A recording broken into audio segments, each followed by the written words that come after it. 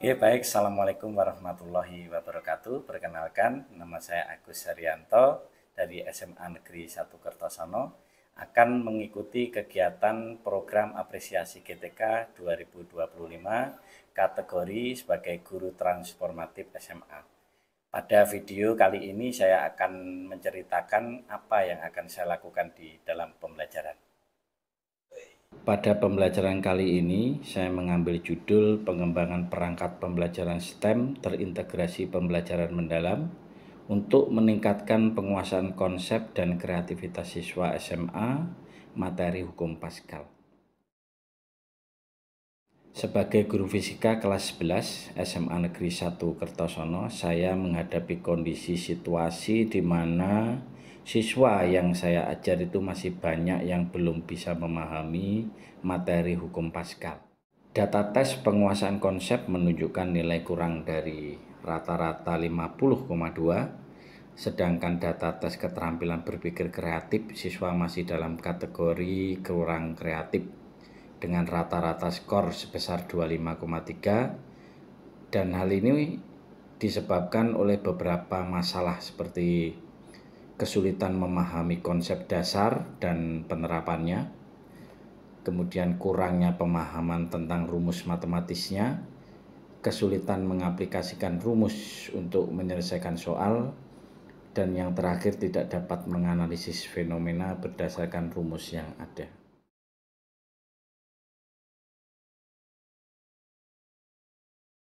Melihat kondisi ini, saya merasa tertantang untuk mencoba mencarikan solusi agar siswa saya bisa mengatasi masalah yang dihadapi. Kemudian saya berinisiatif membuat produk untuk mengembangkan modul melalui sebuah perangkat pembelajaran yang dapat meningkatkan penguasaan konsep dan dapat mengembangkan kreativitas siswa.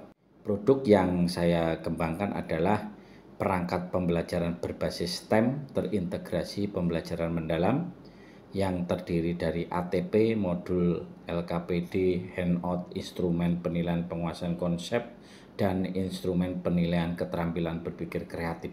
Dalam pembuatan perangkat ini, saya melibatkan 2 ahli validator LKPD dan handout.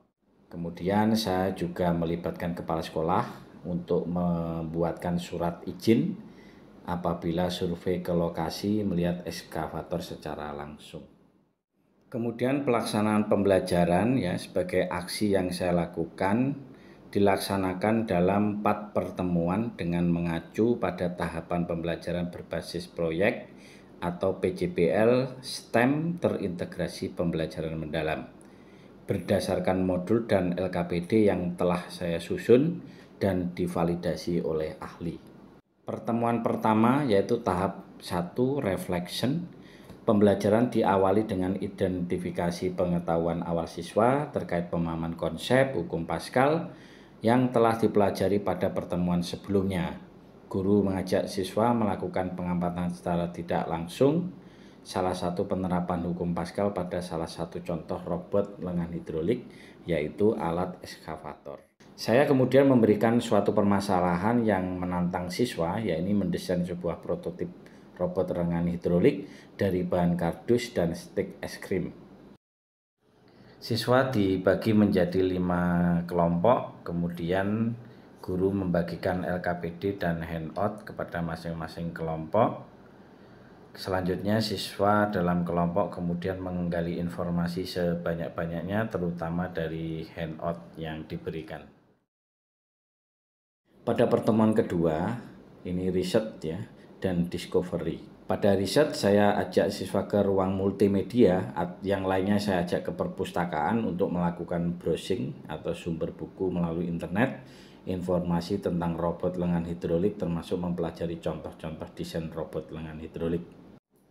Pada saat kegiatan di perpustakaan, ini anak-anak juga didampingi oleh guru matematika dan guru seni di dalam proses pembuatan produk robotik. Di ruang multimedia, anak-anak ini sudah saling mencari informasi melalui media internet, AI dan lain-lain untuk menambah ilmunya di dalam pembuatan robot. Kemudian saya juga melibatkan narasumber dari Teknik Sipil Dr. Firdaus untuk video conference bersama siswa saya untuk membantu di dalam pembuatan video untuk pembuatan robot. Kemudian pada pertemuan ketiga yaitu tahap 4 application, saya mengajak siswa ke laboratorium fisika untuk mempermudah kerja siswa. Tiap kelompok telah menyiapkan peralatan yang dibutuhkan oleh masing-masing kelompok dalam pembuatan produk robot lengan hidrolik. Peralatan dan bahan tiap kelompok mulai dari tang potong, tabung suntik, selang kabel tis, lem G, lem tembak, stick, dan lain-lain dimasukkan ke dalam sebuah box dibawa ke lab fisika. Siswa dalam setiap kelompok hanya diminta mencari bahan kardus yang digunakan. Tiap kelompok melakukan pengujian dan melakukan perbaikan jika ditemui kinerja robot yang lengan hidrolik yang kurang baik.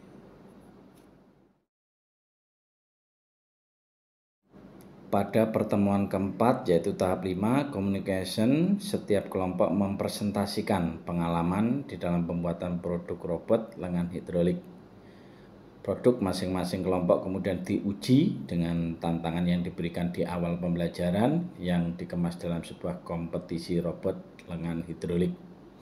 Kriteria penilaian kinerja produk robot lengan hidrolik meliputi kemampuan robot untuk menghasilkan sudut putaran gerak lengan secara horizontal dan vertikal serta jumlah benda, bola plastik, kaleng, botol yang dapat dipindahkan ke satu tempat ke tempat yang lain.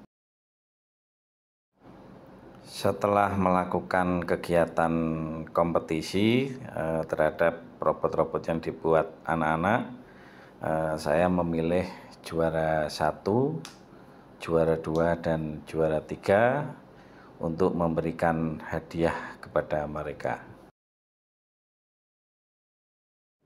Setelah melakukan kegiatan ini, saya merefleksi beberapa kendala selama proses pembelajaran, yaitu penyiapan alat yang mendukung belum bisa maksimal. Ada beberapa alat yang tidak bisa dicari langsung di toko, seperti bor listrik mini yang adanya di toko online, dan yang membutuhkan waktu kirim.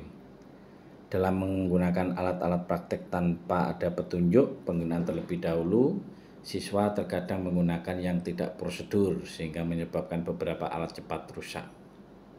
Keterbatasan siswa dalam mencari peralatan dan bahan proyek, kemudian siswa kesulitan mengelola waktu dalam mengerjakan proyek karena kegiatan siswa yang di sekolah cenderung padat, ditambah lagi ada kegiatan di pelajaran lain. Setelah melakukan pengujian post-test, didapatkan hasil data skor post-test, pre-test ini data penguasaan konsep. Di situ terlihat kenaikan yang signifikan dari pre-test ke post-test. Kemudian pada data skor pre-test dan post-test, keterampilan berpikir kreatif juga sama ditunjukkan pada data ini, menghasilkan kenaikan yang signifikan dan luar biasa. Hasil perhitungan efek size menunjukkan bahwa pembelajaran berbasis PJPLS STEM terintegrasi pembelajaran mendalam, hydraulic robotic arm competition pada pembelajaran penerapan materi hukum Pascal memiliki pengaruh yang sangat besar terhadap perbedaan skor pre-test dan post-test. Dari paparan ini, situasi, tantangan, aksi, dan simpulan yang kami dapatkan adalah bahwa perangkat pembelajaran berbasis STEM terintegrasi pembelajaran mendalam melalui hydraulic robotic arm competition yang telah dikembangkan layak digunakan dan memenuhi kriteria kepraktisan serta cukup efektif di dalam meningkatkan penguasaan konsep dan kreativitas siswa SMA pada materi aplikasi hukum Pascal. Oke, baiklah. Demikian pemaparan video dari saya terkait situasi, tantangan, aksi, dan hasil yang kami dapatkan di dalam pembelajaran. Semoga bermanfaat bagi kita semua. Terima kasih. Assalamualaikum warahmatullahi wabarakatuh.